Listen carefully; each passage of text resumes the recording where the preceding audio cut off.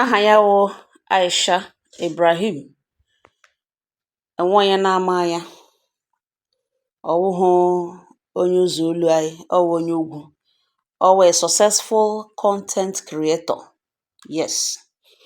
O mere wedding mgbe na-adịghị anya, mana n'ime wedding ya ka ha nyere ya okeri ọnwụnwa. Nwa ọma, very funny lady. Her voice alone, ọ dị very funny. Ha nye ya okeri ọnwụnwa. Ọrịa wala.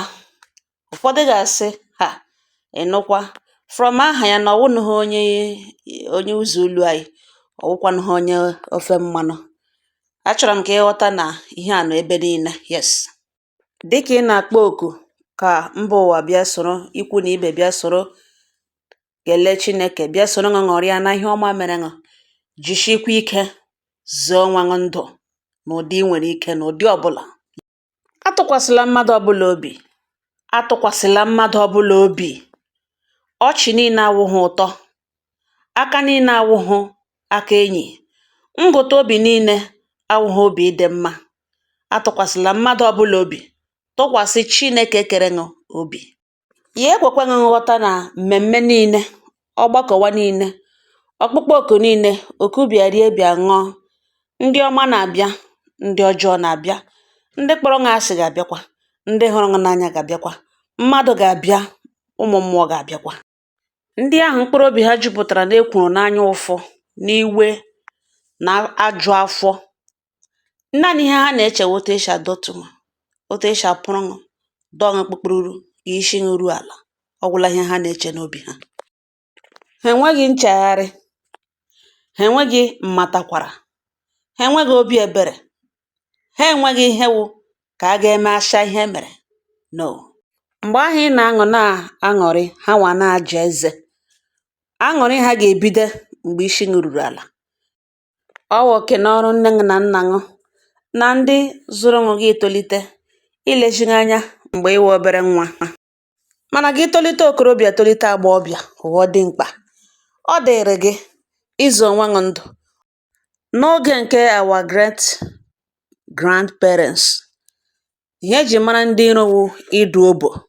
Ha meziekwe, ha emeziele n'eziokwu. Mana onye iro maara onye iro ya.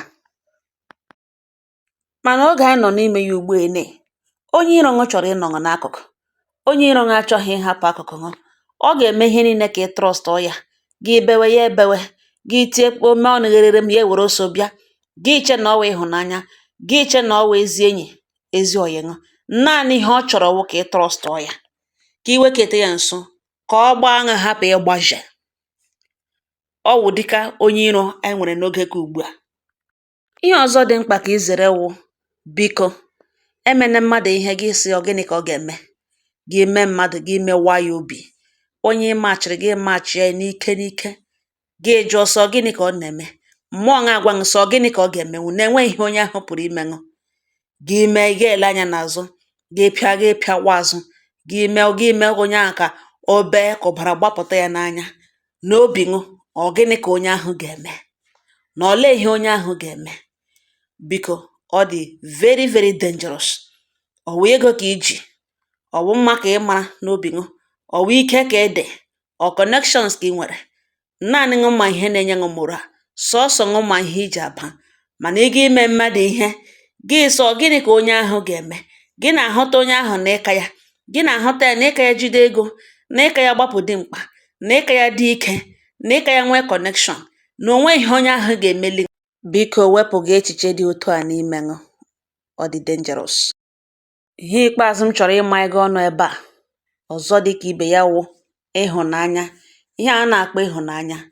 Anyị amahụ otu a ga-esi eme ya explain sometimes. Ewu nwa okorobịa, ewu nwa agbọghọbịa gege m ntị n'olu. Enwee nwa okorobịa, nwa agbọghọbịa, somebody ma na onye a hụrụ ṅụ n'anya. Na onye a hụrụ ṅụ n'anya nke na ị ga-akọwatanwu lewo dịka ịhụnanya wụ ihe nke a. O doro ṅụ anya na onye a hụrụ ṅụ n'anya. Ma n'ime onwe ṅụ dịka ịhụnanya si dịrị, ọ wụ a natural thing. You can't force yourself to love someone. Ịhụnanya wụ ihe na-abịa n'ụdị o ji abịa, n'ụdị nke ya. Ya edoo ṅụ anya na e nwere onye hụrụ ṅụ n'anya n'ụdị a. Mana gị onwe gị hụghị onye ahụ n'anya. ụdịka ịhụnanya ahụ ịhụghị onye ahụ, otu a onye ahụ sịrị hụ n'anya ịhụghị adịghị ahụha. Onwe otu o si gbata gị n'obi, enweghị ihe gbasara onye a gbasa mkpụrụ obi ṅụ na ịhụnanya. Biko zere onye dị otu a. Agakwala gị sị ka ị were opportunity ahụ ka ịmịa ya, ka ị taa ya, ka ị rie ya, n'ihi na mgbe i richara ya mechaa ya otere ṅụ mma dịrị onye ahụ azụ, ọ na-abịa with ụzọ ihe abụọ. Onye ahụ ga-adị frustrated, ọ ga-adị betrayed. Ihe abụọ nọ bịa jam all together. Ịhụnanya ha atọ nọ ghọzie mkpọrọmasị, a very dangerous mkpọrọmasị. Biko ọ dị mkpa ihe ahụ isi chọhụ ya, mkpụrụ obi ṅa na-anabataghị ya, ekwele ka ire ṅa nabata ya, ekwele ka aka ṅa nabata ya. Gbawa, zere onye dị otu a, nyere ya aka. Gbamịkwụwakwa ya hụ na ị gbara ọsọ iruteghị nso, ya edoo ya anya na ihe onye n'anya otu ya nwashiri hụṅụ, ọ ga-ekwe ya ịdị dana ịbịakwute ya nso na ụdị na ị hụrụ ya n'anya otu o shiri hụṅụ n'anya, gị bido mịwa ya, gị bido eriwe, gị rijuru, gị kwakege ya. Ọ dịkwa dangerous, ọ dịkwahụ mma. Biko ekpere m wụ ka Chineke nna napụta this lady, napụta ya na ihe mgbu a ọ nọ n'ime ya, ma napụtakwa ya n'aka onye iro. Amen.